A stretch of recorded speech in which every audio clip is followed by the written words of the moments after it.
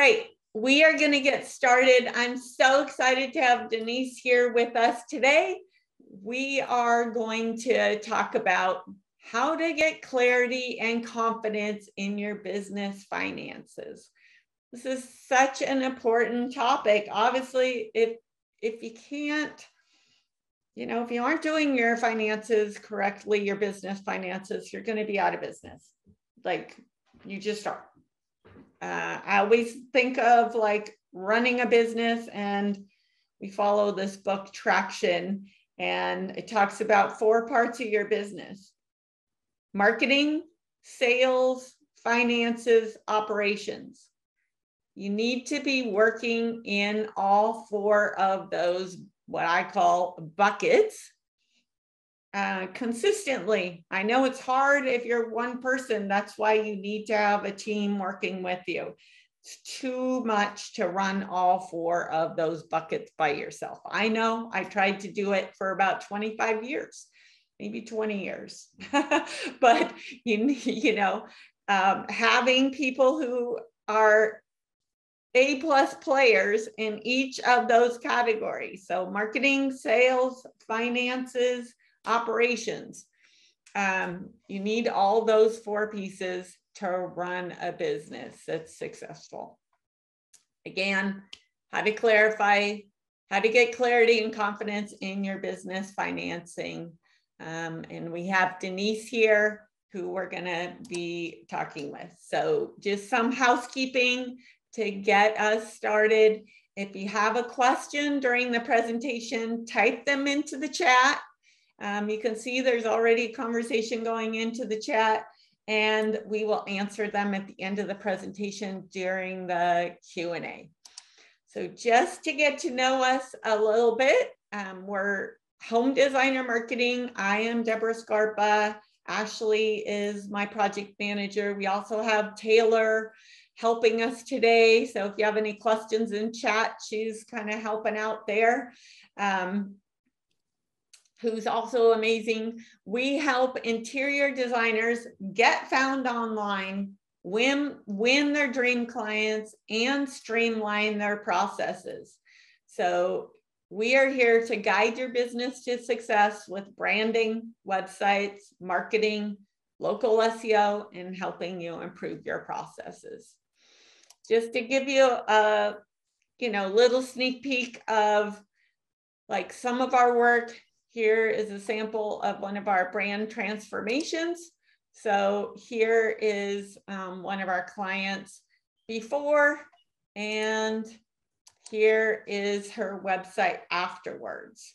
So again, just think about, like, if you were somebody looking online and you looked at this website online, who would you expect?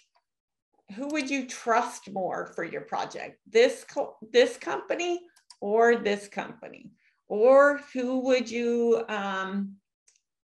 assume? Who would you assume that you were going to need to like pay more? Who do you think that would be a more professional, more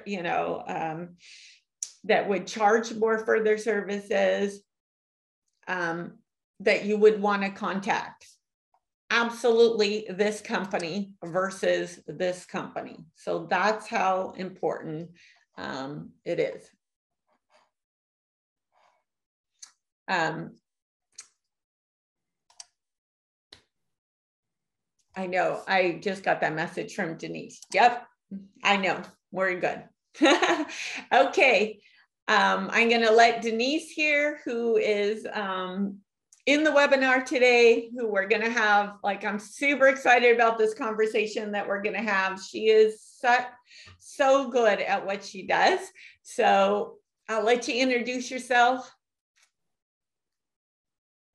All right, just make sure I'm not muted there. Hi, everybody. It's great to see some new people here, but I'm also seeing some faces I'm very familiar with, some names here. So that's really encouraging, and I'm just glad you joined me. So as you can see, I'm not a young chicken, but kind of in that middle-aged zone, and about halfway through my career span life, I left corporate America and stumbled into working with an interior designer.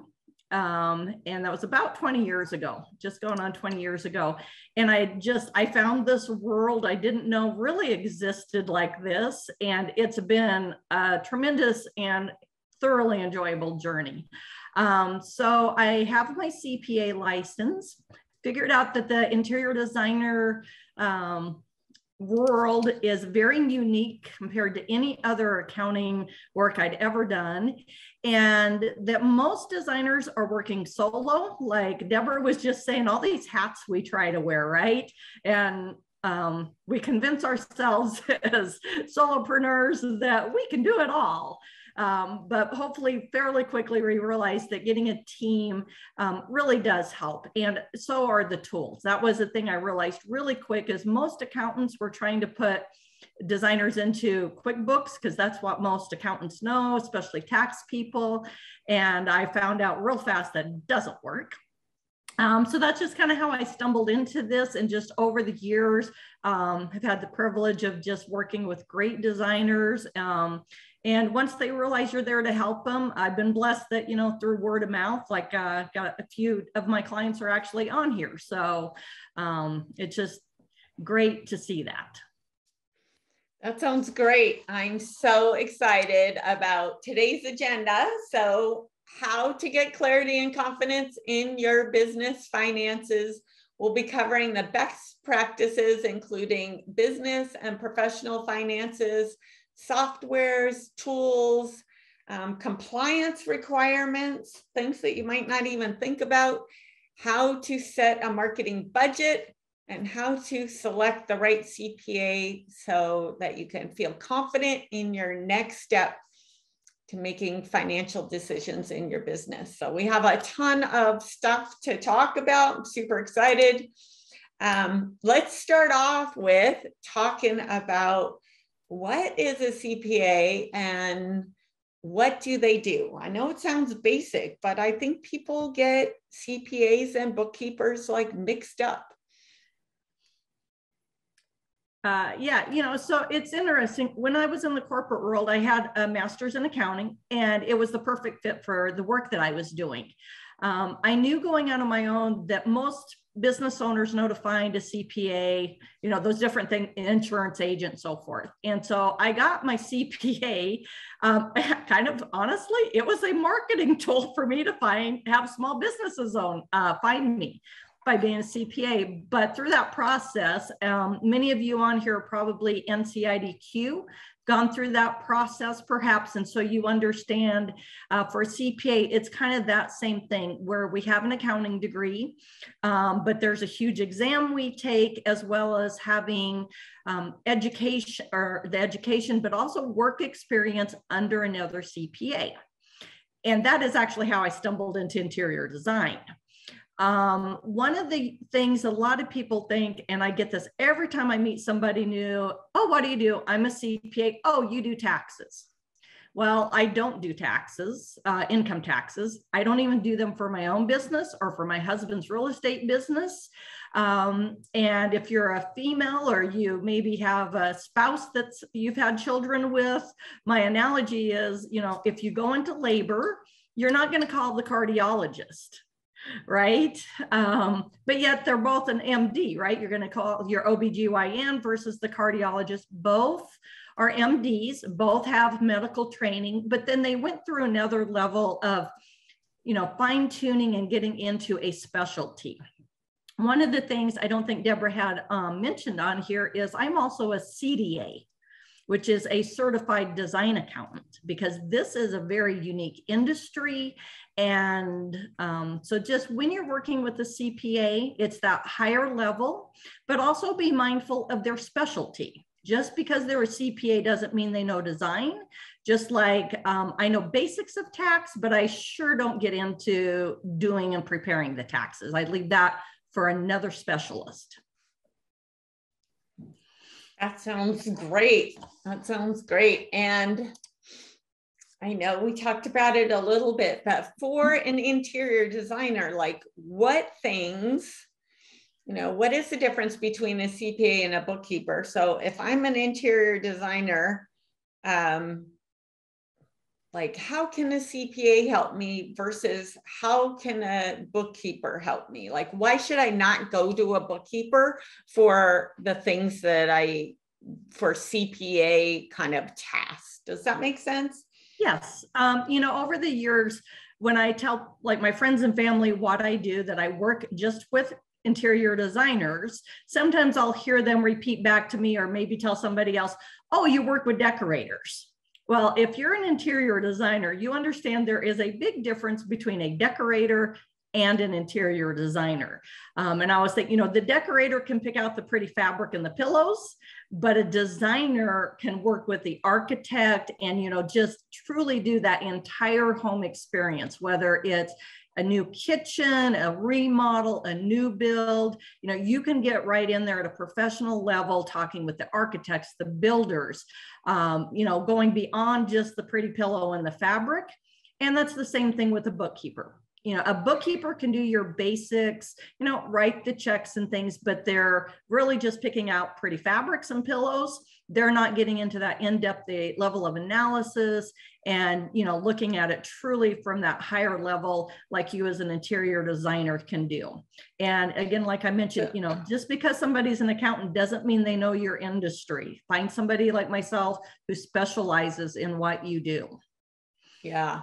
So when you're working with an interior designer, what kind of like tasks, what things do you do that like a bookkeeper wouldn't be doing? So because I work typically with designers who it's just themselves or they have a very small team, hiring even a full-time bookkeeper, let alone an accountant, doesn't make sense because they don't have that much work. So what I do and my little team does is we actually do the bookkeeping, but it's like a designer is going to pick out the pretty fabric and the pillow, but they're also going to take all those extra steps. So that's where the difference comes in. Is I do bookkeeping tasks, but then I'm also looking at, let's say for the financials, you know, it's January, we're kind of in year-end mode, because I know that the tax person's going to need those financials. A bookkeeper can put them together to a certain level, but I also know that most tax professionals charge a whole lot more than I do. So what I'm doing is I go through doing the bookkeeping. I'm doing it also in that viewpoint of, is everything neat and tidy and correct, that I can hand these off to a tax professional. You know, when I see certain things that might be, let's just say I see a designer who isn't really marking their product up the way the average designer does. Their hourly fee, if they're charging that way, for what I know their level of experience is, you know, not very high. I'm looking at things like that and I'll, you know, send them a note and just say, hey, you know, most designers with your level of experience in your area, you know, did you know that they are more in this ballpark? I will never disclose, hey, so-and-so charges X, right? Yeah. I will just say, you know, this is the range I'm seeing. You know your value. Don't be afraid to sell your expertise. You're selling your time and expertise, just like a CPA or a tax person or an attorney. Those are some of those extra things I'm really looking for. Yeah, those are really good tips, because like having somebody, I talk to a lot of designers and, you know, I'm not sure they're really watching their finances, or they don't know how to be more profitable, or they don't know what other people are charging. And having somebody look at your books and analyze that and give you tips, because they're also working with other people in your industry, I think that's just such a huge like benefit.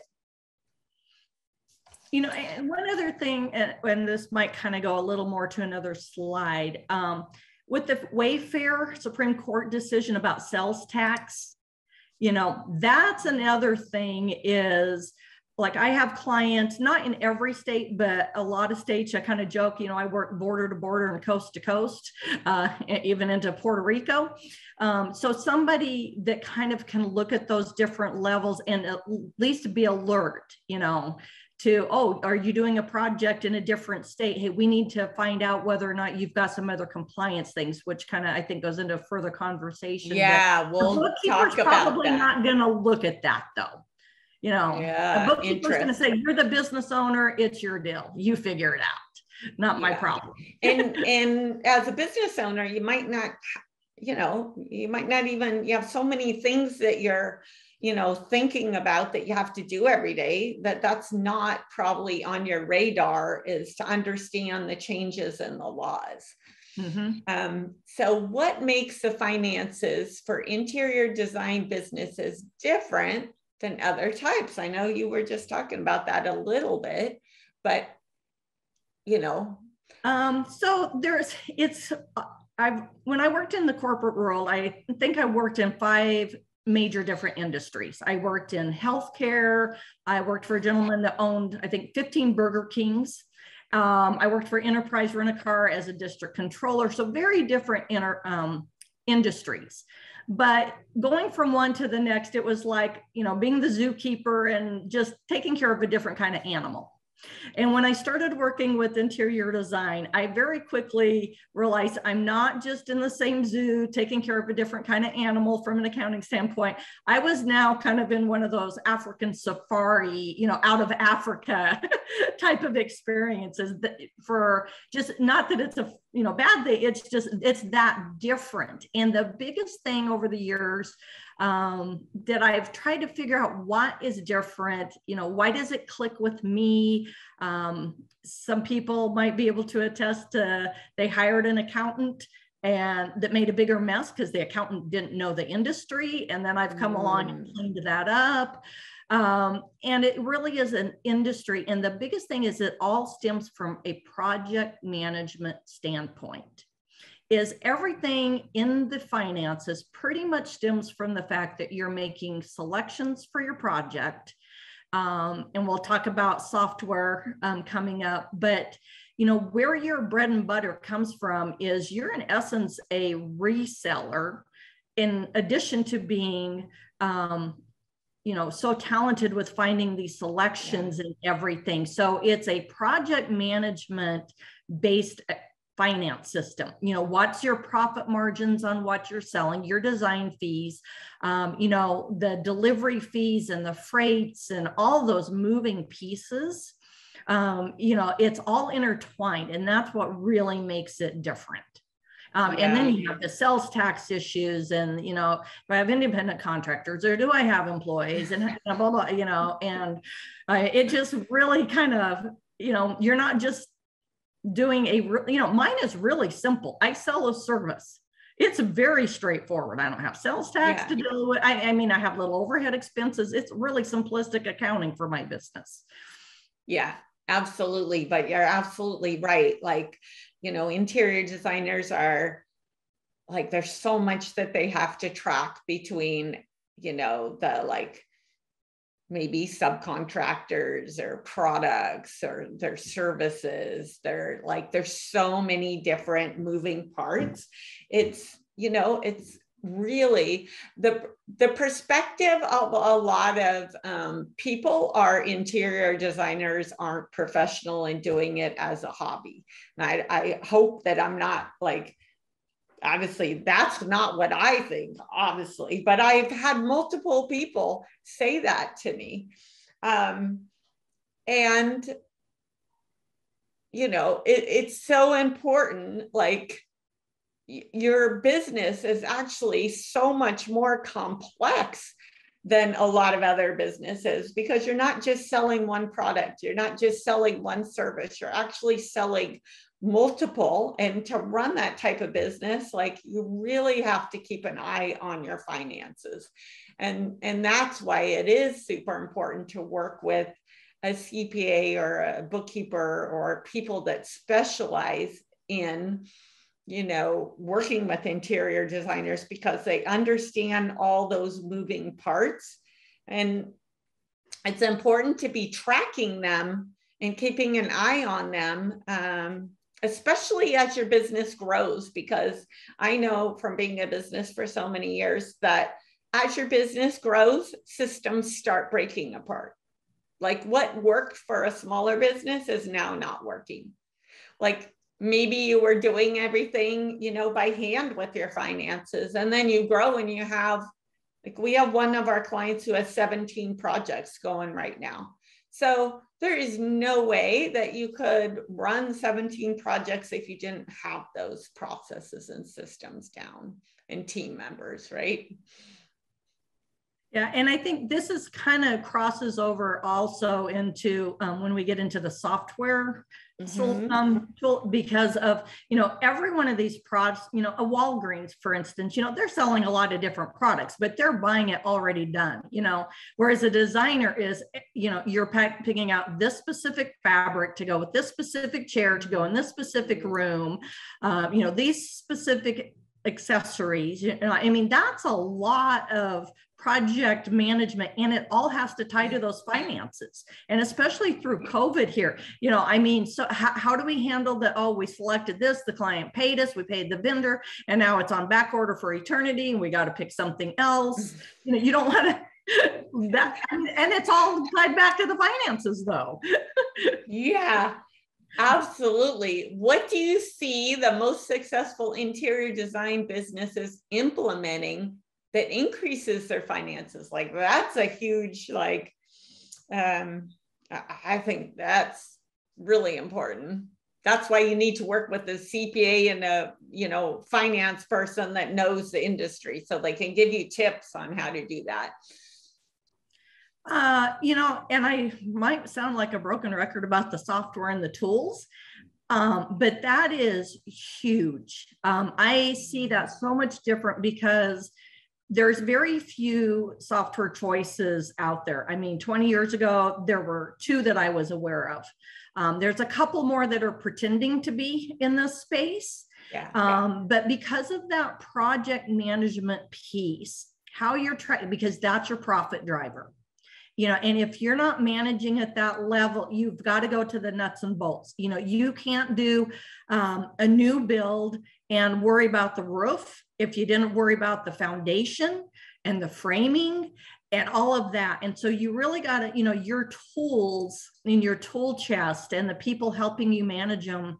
I don't think I can stress that. And it, I think a lot of designers are like, oh, I can't hire a CPA, I can't afford it, I have a unique little niche. My pricing for what I do, my other CPA friends think I'm crazy, and they're like, well, how do you make a living?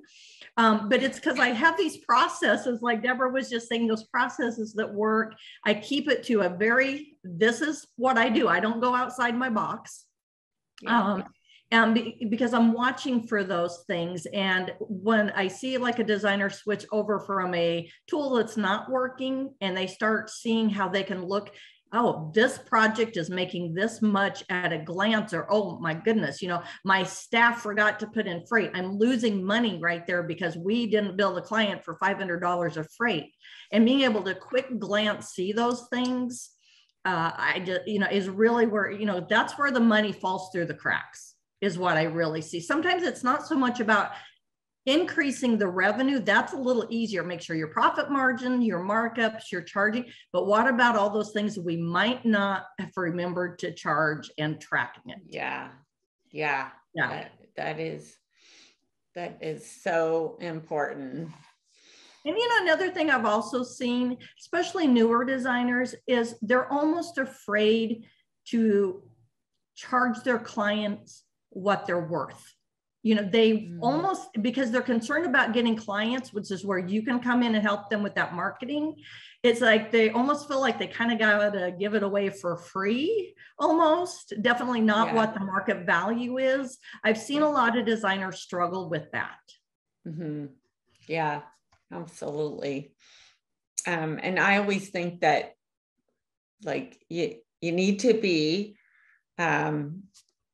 thinking about being profitable, even your first year, because like you need to be staying in business.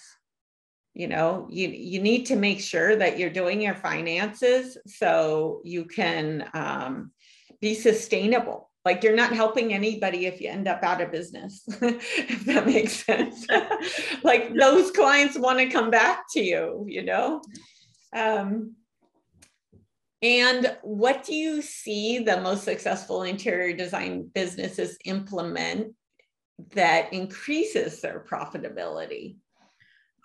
So some of those things I just mentioned is, of course, you know, tracking and monitoring costs, especially costs that are being passed on. But another thing, especially, you know, when you're moving from that maybe solopreneur, it's just you know, you only need to make so much, but going in and taking a look, having somebody like myself kind of look, and even as you grow in your business, maybe you're looking to grow to that next level, is the margin that I'm charging on my product, you know, your markup, is that enough? What are all those overhead expenses? If I hire an employee, if I, you know, if I go rent office space, if my marketing budget and all of that, is having the ability to look and say, my project is making X dollars that I have earned. From that, now we've got to start drilling down. How much do I need to spend on marketing? Because if you're not marketing, where's your next project going to come from? Yeah, we have sometimes word of mouth is great. You have repeat clients because, you know, in 5 years, maybe they're now downsizing because they're empty nesters, or vice versa. They're growing a family. They're moving to another state. They want you to do that new house. But you've also got to be fueling that funnel with other projects coming in. And so just really watching, is my amount I'm making on my project enough to pay me to cover these expenses and to keep the business going, and not just, you know, we all have points in our careers where it's, you know, we're living paycheck to paycheck, so to speak. But we really want to be mindful of, are we keeping the funds? And just a little sidebar on a cash flow question is, once in a while, I'll see where designers don't realize that the amount of money they collect includes sales tax. And that sales tax is not income to the business, nor is it an expense, but it's, you are being the middleman for the government. So you collect the tax, you got to make sure you set that aside so that when the sales tax is due, you're funneling it over to the government. So you're just this middleman, if you will. But I have on rare occasions had a designer who we've had to set up maybe a different method, like a savings account or something, that they automatically put those into, or else they've gone and spent them, because they're not monitoring that, hey, the cash sitting in the bank doesn't necessarily mean it's a free for all to go spend it, you know? So yeah, absolutely. Have you ever done any education around the book Profit First? I'm familiar with the concept. I have not deep dived into it. Yeah. Yeah. So we follow their like system. So basically it's like you have several different accounts, and then you have income coming in, and then it's split out into like the different accounts. Like I do it weekly on Wednesday. So every Wednesday I go look at my income account. I put it into this little calculator that I made in Google Sheets, and it splits it up based on a percentage. So like a percentage goes into operations expenses, it goes into payroll, it goes into taxes, you know, so it goes into the different accounts. And that way, like, you bring in, like, you know, typically my tax account is maybe 10, you know, 10%, maybe 5 to 10% of our total income that is put into that account. And then you always, no matter how much you have coming in, you always have that bucket to pay taxes, because what can happen is, you know, you have like a slower month or slower year, right? and then you don't pay that many taxes, and then your next year projected like amount that you're going to have to pay for estimated taxes or whatever, like are going to be based on the previous year. So then the next year you have a really big year, and then all of a sudden you could be in trouble because you don't have enough saved. But if you're saving a percentage of your income every time, then you're always going to have that buffer. You know, something, I'll interject a couple thoughts on this. So I do have some designers who are working with the profit first. If you're working with somebody like myself and you're doing that, make sure you let that person be aware. And I'll tell you why is from an initial accountant standpoint for a small business, seeing 5 checking accounts, and I have seen that, is like, looks like overkill, because I'm the person who, I notice that 10%, I know this, right? But I'm doing it out of 1 checking account because of how I work my budget. But yeah. I completely get the out of sight, out of mind, I'm not going to spend it is a great concept. But you really want to make sure your person understands and can even label the accounts first. Like when we're reconciling and things, it actually makes it go easier for us to understand that you're working with that method. And like that we are paying sales tax for you out of the correct account, but also going to the different levels of professionals and what they can do is make sure you've got a good tax accountant or enrolled agent or tax attorney, and don't assume a CPA is a tax professional. Just FYI, like myself, I don't even do my own taxes. So don't assume that. And, you know, I can coordinate kind of, you know, if they need financials during the year and things to do those projections to keep you on track. Just be mindful of your pieces working together with your professional team as well. Yeah, those are great tips. Definitely, like you need to be communicating with your CPA and your bookkeeper, you know, whoever you're working with on your finances. You need to let them know, like, you know, what you're doing. Absolutely. And I think also, like, it depends on what type of brain you have. Mm-hmm. Like, are you a brain, like, you know, like Denise, you're like a numbers person where, you know, like I'm a designer, I'm a creative. So you know, for me, it's good to just be able to look at my bank accounts and, you know, it just depends if I look at my bank accounts, I've done it both ways. If I look at my bank account and there's one big number, I might forget all the little things that need to go to different categories, right? Mm-hmm. Yes. But if I look at my bank account and it said operations, it has this much in it, payroll has this much in it, taxes have this much in it, I can look at it in 2 seconds and I can be like, okay, I'm all set. I feel good. Right. Yeah. And I think, and there's also the personality. And if any of you are married, you probably have one of each in your marriage. There's spenders and there's savers. Like yeah, I can have absolutely. A $5 bill sit in my wallet literally for 2 months. If my husband has a penny in his pocket, it's spent. So and I've seen that even in clients I've worked with where there's 2 business partners. Just like one can be the spender and one's the saver. So kind of, you know, do I lease a car or do I buy a car? Well, when I used to do taxes years ago and would do those calculations before I really focused on the design thing, my first question wasn't a CPA math question. It was what's your personality? Are you going to get a new car every 2 years? Or are you a person who keeps the car for 10 years? Yeah. I mean, that kind of goes into the equation. Yeah, absolutely. Not always just numbers. All right. Now we're going to jump into software. Yeah. I know, Denise, you're like super passionate about software. So I'm excited about learning about this from you.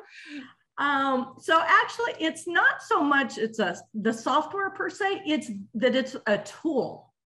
I really look at the software like a tool. I am old enough that when I learned accounting in college, I literally had 13 column green sheets of paper that had nice columns, and I learned how to do accounting that way. Some of you designers might actually have learned how to do your work on a sketch pad, actually drafting on a drafting table. And there's some younger designers, all they know is CAD. And an older designer might not have a clue how to use CAD, right? But it's the right tool. And so what I really did, my first month working with a designer, and then getting a few more designers, back in that time, the software I do use, and I'm a consultant with them, is called Studio Designer. It is industry specific, and my accountant brain has had to learn to work with it. There's that 80-20 rule in life, and QuickBooks, which is the one all your tax people and your normal accountants are going to tell you to use. It's great for accounting. It has not a clue how to do project management for you. Not a clue. Whereas Studio Designer software is 80% project management. The accounting has gotten much better over the years as it's migrated through different changes. When I first started working with it, it was like, oh, it's a great project management software that they slapped an accounting module on. It's a little bit like that, not so much, but it's focused on what you as the designer do. QuickBooks is not. Yeah. So what is the advantage? I want you to do a little bit of a deep dive here. The advantage of having like the bookkeeping, invoicing kind of like software connected to the project management software versus it being two separate systems. Yes, and that is a very good point. So with Studio Designer, it is one accounting project management model. It is one software. I do software really well. You know, like some people are mechanical, some people are artistic. I pick up on software really quick. And so with Studio Designer, it's all in one, meaning it's not trying to connect two different things together and trying to synchronize the data that doesn't really work. What the benefit with something like Studio Designer is it starts with the item level. It doesn't start with the accounting. It actually starts with the items. The items are your selections. And after this, I get asked this so much on my website, on my blog. I have a little video I did that really compares the two. It's about 3 minutes long. But the biggest thing is that everything is integrated. You select a sofa, you select a table. You then make a proposal to your client. You collect the funds. You make a purchase order to your vendor. You send them money. And in Studio Designer, this is all connecting together. It's easy for me to run financials I can trust. I can get the sales tax. I mean, it's all in one place, which is really beneficial. Why should you keep your business finances independent from your personal finances? This is so important, especially if you're going to get audited. Well, the real good question is if you go onto the IRS website, one of the first things when you are looking at some of their sections on setting up a business, the IRS very specifically says that you should not commingle. That means using personal for business, business for personal. It says don't commingle your funds, okay? And it's really easy, you know, like I probably half or more of you on here. The name of your business is probably, you know, Susie Smith Design or, you know, whatever it might be, right? And it's easy to think my business is me and I am my business. But in the eyes of the IRS, you are separate legal entities. Even if you don't have an LLC, which I strongly recommend you do have, but even if you're just a solopreneur, it's still a separate legal entity from a tax standpoint. My 16-year-old daughter, she's got a job. She's asked, what's a W-2? What do you mean I have to file taxes? Well, will I really get in trouble? And I said, well, you probably don't know who Al Capone is, but remember that Al Capone did horrible things, but the only thing that ever put Al Capone in jail was tax evasion. Only the IRS put Al Capone in jail. Yeah. So don't mess with the IRS. Yeah. But I'll tell you another thing I learned many years ago that put more fear in me is a wonderful business attorney explained that when you have an LLC set up, which is a separate legal entity, the reason we all do that or should do that is, let's say I do something in my business and somebody sues me. Okay, there's a problem on one of your projects and you get sued. You've set up that LLC to protect your business assets and your personal assets separately. Okay, if you get in a car accident personally, you get sued, you don't want them to be able to come after your business. This is why we do the LLC. Well, this business attorney explained to me that if you commingle and you don't treat your LLC as a separate legal entity, and you get into that situation, a good attorney for the other side will dig in. And if you have not treated them separate, the courts can disavow your LLC because you disregarded it. They can, and you just lost your protection. And ever since I learned that, I mean, I am ultra, and we all have a day we're at the store, our personal debit credit card isn't working, whatever, and we only have a card, the line is a mile long, you got the cart full of groceries, I've swiped my business card, but the minute that lady, the cashier hands me the receipt, I get a pin out and I write personal, I go home and I transfer the funds and I document why I had to do that. It's an exception to the rule. So just, but yeah, just, that's protect so, yourself. those are really good tips. IRS. Yeah, those are such good tips, and it's so important. And I feel like if you're going to be in business for a certain amount of time, I hate to say this, but you're probably going to run across some type of audit. I've been audited several times. I've had a sales tax audit. I've had an IRS audit. And luckily I was always really good with my books, and I didn't owe anything at all. So, but really just because I've always been really diligent about it, but that's how important it is. Mm-hmm. Are there laws or regulations specific to interior design businesses that you should be aware of? So I don't know that these are necessarily specific only to interior design, but these are ones I see happen a lot with interior designers. The one I mentioned earlier is being very aware that when you work on projects in different states, and in certain states, even different cities can matter, that you need to make sure you're in compliance. And ever since, 5 or 6 years ago, there was a couple of Supreme Court cases. Wayfair was one of them, is jurisdictions realize that with all the drop shipments like Amazon and Wayfair and things, that their locations were not getting the sales tax, which fuels your community. So they have what's called a nexus. So just be aware. You don't have to be a tax expert, but be aware. What I do is I periodically will send out an email to all my clients and just say, hey, are you doing any projects in other states? Do we need to be looking up? If you do start, make sure you send me an email so I can look it up, because I don't know when they start working, but I try to educate them and remind them periodically to let me know if they're going to do that. The other one that I see a lot is W-2 employee versus independent contractor. Designers like to hire help and often don't want to put them on payroll, don't want to have to mess with that. There are really specific IRS rules, which are getting tighter and tighter and tighter, about whether somebody is truly an independent contractor or if they are your employee. I've got a couple of great articles that if I ever get that question, I send out, and it's kind of a checklist is, am I controlling what the person does? Am I controlling their schedule?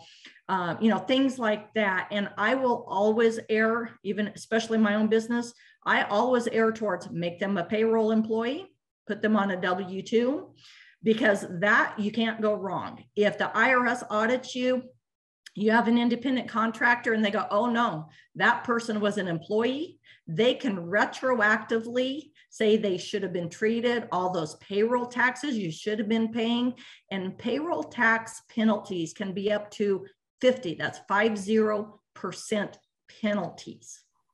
So it is a, I always say, if there's a gray line, I am the person who's going to err on the black side just for safety.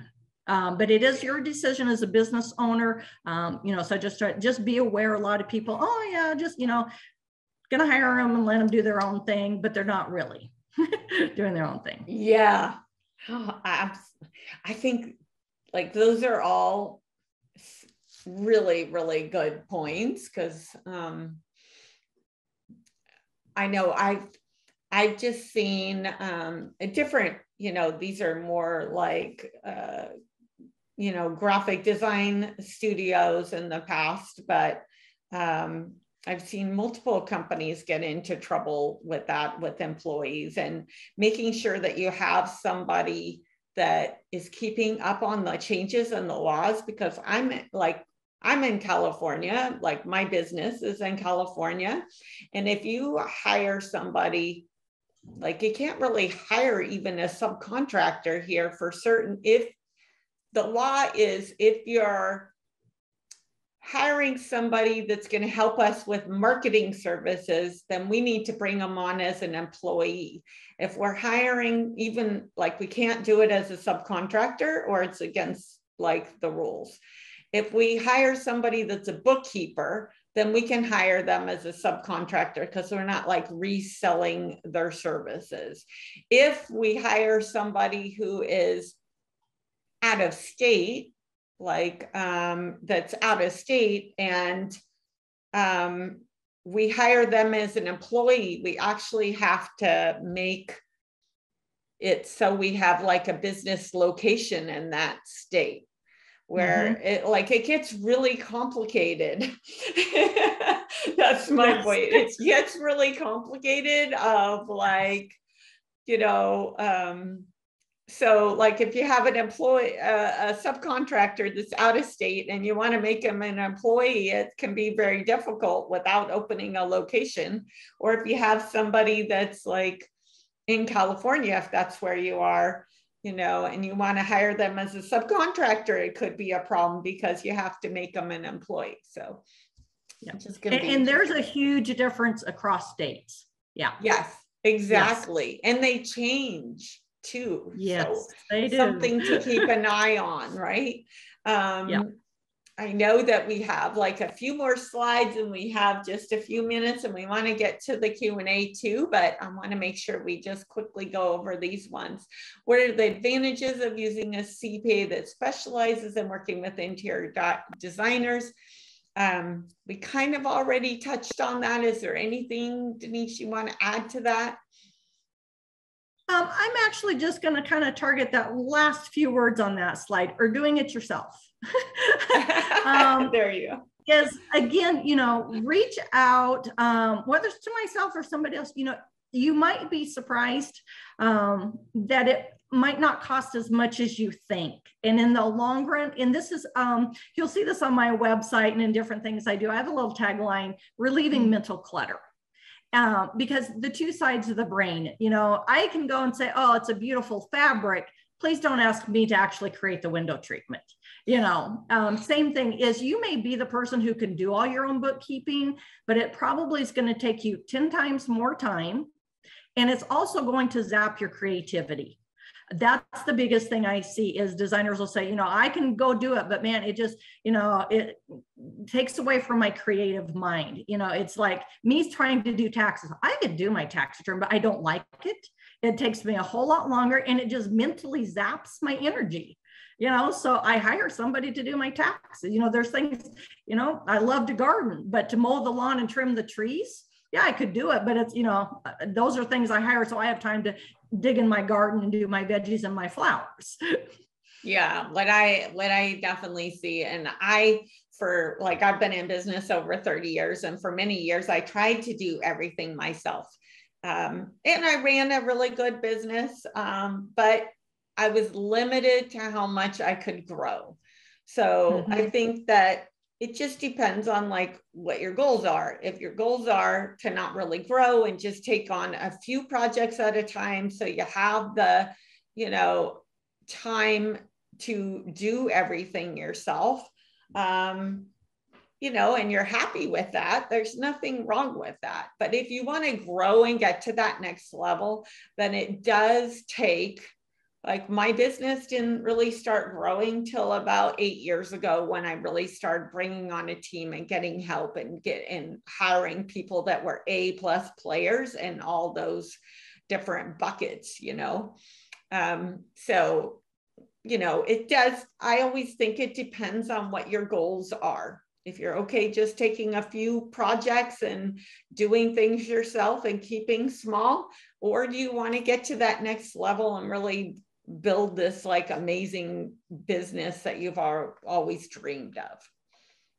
You know, and also another thing I notice is that typically if I start working with a designer who is trying to do it themselves, that is where I see it's way behind.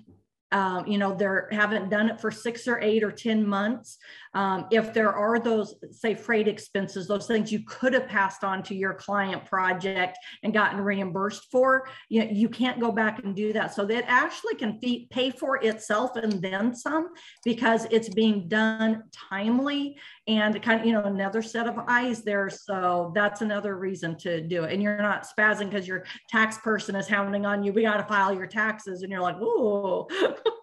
Yeah. Or even if, you know, your CPA or your bookkeeper or whoever's helping you is helping you make sure that you're like getting invoices out there, collecting revenue and doing that consistently, because you could be so busy working on the business that falls behind. And then if that falls behind, you don't have enough money to be sustainable, to stay in business. So I am going to, since we just have a few minutes left, I want to get to the Q&A. So I'm just going to kind of wrap it up here. Again, I'm Debra Scarpa, and my project manager, Ashley, is totally amazing. That's her right there next to me. If you're interested in booking a consultation, then you can go to homedesignermarketing.com/schedule. There's also, we offer a free audit if you're interested in that, if you're interested in transforming your business. And then I'll let Denise here, if you want to learn how she can help you, then go to her website, mystudiodesk.com.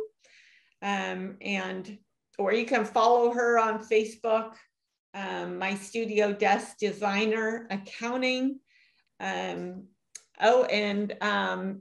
Jana just said she did one of our brand transformations, and I'll just bring it up really quick. Put your questions in chat. So here's her brand transformation, logo, website design. She does absolutely gorgeous work. She's an amazing designer, and we just loved transforming her, especially this little bird that we did. So super fun. There she is. Thank you for joining us, Jana. Questions? And I'm going to stop sharing for a second, and I'm going to put in chat those links. But I would love to know, like, your thoughts. What did you learn today? What things did you really like hearing? What questions do you have? I want to make a quick comment, because you text something there, Deborah, is if you guys are not sure about, you know, working with somebody like Deborah, you saw that beautiful website, you said the word transform. I have looked, you know, whenever I get somebody contact me, I go to the designer's website to see kind of what they're about. And just like you're transforming a person's home, think that's what Deborah can do. I mean, people look at your website. That's an awesome place to just really show yourself off. So just it is Even me, I go there and I kind of look to kind of get a feel for the personality of the person. Yeah, absolutely. And people, when they're searching for you, think about how you search when you want to go to an Italian restaurant, right? You search Italian restaurant near me, or you search Italian restaurant and put in your city. When they're searching for you, they're doing the same thing. They're going through and they're searching like interior designer near me or interior designer and putting the town in Google search. Then they're going to the maps because they're looking for somebody who's local. And then when they go to the maps, they're looking at who has the best reviews, and they're going to open those 3-4 websites, and then they're going to decide if they're even going to contact you or not based on your website. All right. What questions do we have from people, or what did you learn? Let's see some of the questions. And I know there's a software question here. You know, when I know too about software, I'm not going to talk about a specific one, but sometimes also software works for you when you're at a certain stage of your business. But as your business grows or changes, then that software might not be working, and you know, and you need to get to that next level. So think about always think about like setting up your business for where you want to be, maybe not where you're at. Like think about, where do I want to be in a year? Where do I want to be in 3 years, 5 years? Start thinking about setting up the systems and processes for where you want to be, because like it's like dressing the part, right? You can move into that goal faster if you're setting up. We have some comments here. Let's see. Obviously.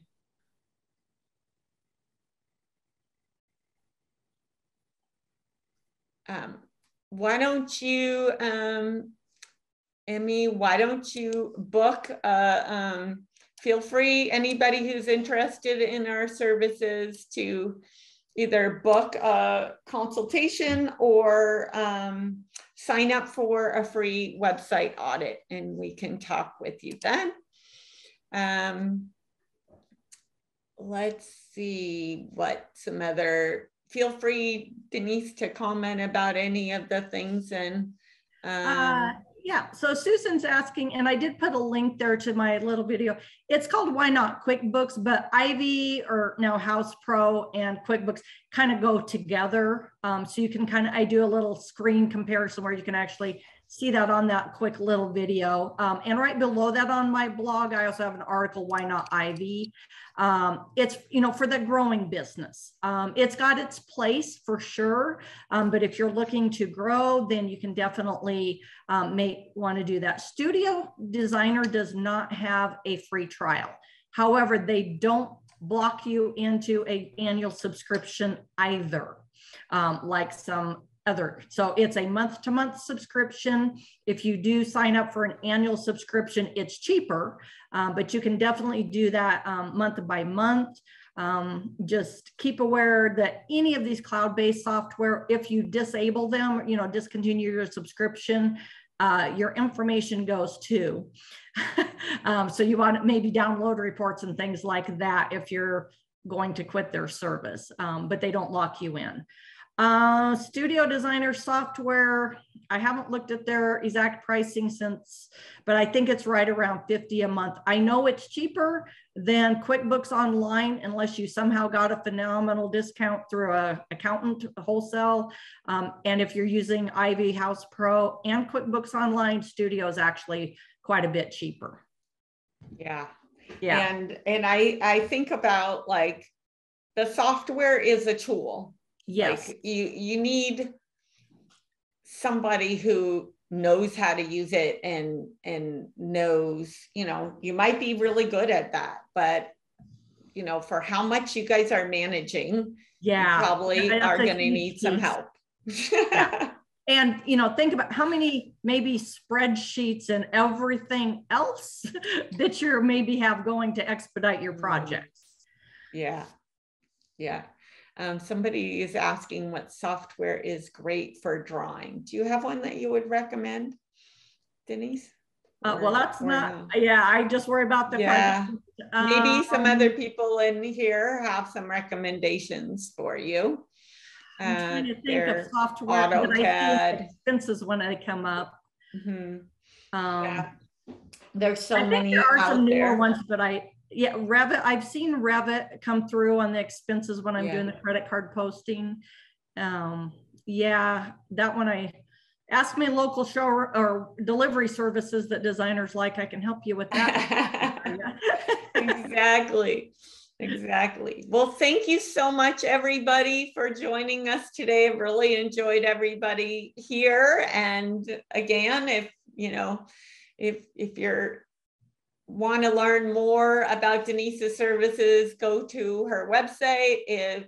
If you're interested in our services, transforming your business, getting it to that next level, go to our website and sign up for a website audit or book a consult with me.